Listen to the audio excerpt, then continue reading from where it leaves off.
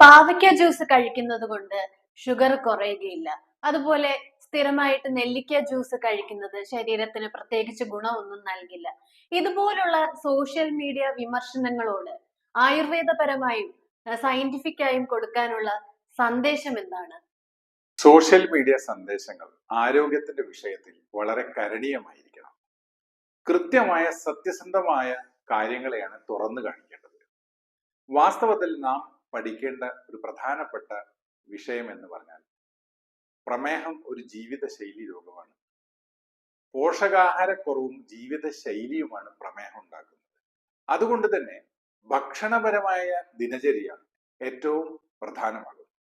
ആ തരത്തിൽ നമ്മൾ സസ്യങ്ങളായിട്ടും വെജിറ്റബിൾസ് ആയിട്ടും ഫ്രൂട്ട്സ് ആയിട്ടും ഒക്കെ കഴിക്കാനും സേവിക്കാനും പറയുന്ന പദാർത്ഥങ്ങൾ അവയുടെ ശരീരത്തിലുള്ള പ്രമേഹത്തിന്മേലുള്ള ഇമ്പാക്റ്റിനെ ശാസ്ത്രീയമായിട്ടാണ് നമ്മൾ തുറന്നു കാണിക്കേണ്ടത്. ഉദാഹരണത്തിന് പഴങ്ങളും പച്ചക്കറികളും സേവിക്കുമ്പോൾ കിട്ടുന്ന ഫൈബർ ഗ്ലൂക്കോസ് സ്ലോ ഒബ്സോർപ്ഷനെ സഹായിക്കുന്നു. ഏറ്റവും കൂടുതൽ പൊട്ടാസ്യം അടങ്ങിയതാണ് നമ്മുടെ വെജിറ്റബിൾസും മധുരമല്ലാത്ത ഫ്രൂട്ട്സും ഒക്കെ. പൊട്ടാസ്യം കൃത്യമായ അളവിൽ ശരീരത്തിന് ലഭിക്കുകയാണെങ്കിൽ ശരീരത്തിൽ ഇൻസുലിന്റെ പ്രവർത്തനം വളരെ സുഗമമായ രീതിയിൽ ഇംപ്രൂവ് ചെയ്യുന്നതാണ്. കൂടാതെ അതിലടങ്ങിയിട്ടുള്ള പോഷക തത്വങ്ങൾ, പല പോഷകങ്ങളും ഇൻസുലിന്റെ ഉൽപാദനത്തിന് അത്യന്താപേക്ഷിതമാണ്. കൂടാതെ മരുന്ന് സ്വഭാവമുള്ള ചില ഫ്രൂട്ട്സും പച്ചക്കറികളുമുണ്ട്. ഇവ ശരീരത്തിൽ പ്രമേഹത്തെ നിയന്ത്രിക്കാൻ സഹായിക്കുന്നു. ഇത് ശാസ്ത്രീയമായി തെളിയിക്കപ്പെട്ടതാണ്.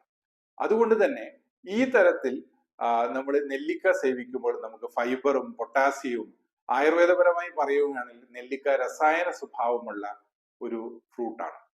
ശരീരത്തിന്റെ യൗവനം നിലനിർത്താനും അഭികാമ്യമുള്ളതാണ്.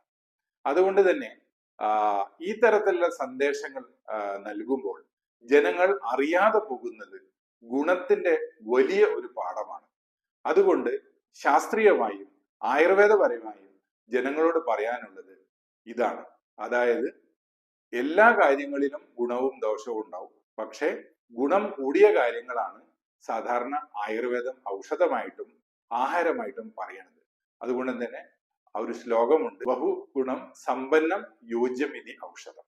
അപ്പൊ എല്ലാ തരത്തിലും ഗുണം കൂടുതലും തീരെ ദോഷമില്ലാത്തതാണ് ഔഷധമായിട്ടും ആഹാരമായിട്ടും തിരഞ്ഞെടുക്കേണ്ടത് എന്നാണ് ആയുർവേദത്തിലെ പഥ്യാപഥ്യ സംഗ്രഹണത്തിൽ പറയുന്നത്. അപ്പൊ ഈ നല്ല സന്ദേശമാണ് വാസ്തവത്തിൽ ജനങ്ങൾക്ക് ലഭിക്കേണ്ടത്.